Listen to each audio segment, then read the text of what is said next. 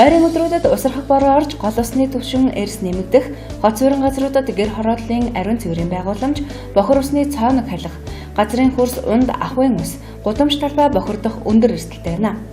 Үерийн аюулаас үүдэн сальмонеллез, балнаад, цусан суулга, вирус гепатит А, бом, хийх түжил зэрэг халдвар төвчөнд өртөх нөхцөл бүрддэг.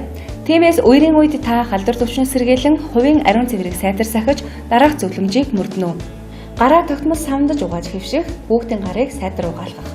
Ундны усыг баталгаад газраас авах, заавал буцалгаж хэрэглэх.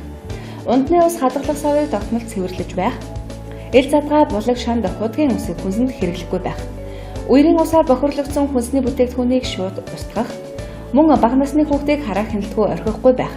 Үерийн устай буюу бохирлогдсон газар тоглоулахгүй байх. Мэргэжлийн байгууллагын зөвлөгөөг авч халдваргүй дэлхийлдэг шаардлагатайг анхаарна.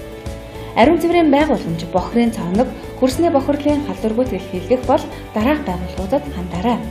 Хөх бэлэгт 9967 9, үрст бүрд 9585 40 67, цэцэн шунхлай 9910 2 43, цасны хачир 9960 86 91, сайн түшиг 8840 28 98, хунд хайрхан 94 99 4 89, их авгууш 9935 70 23.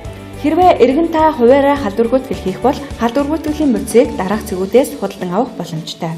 Зист баг, гравий хоршооны байранд байрлах Бамбай фарм эм хангам нийлүүлэх байгууллага.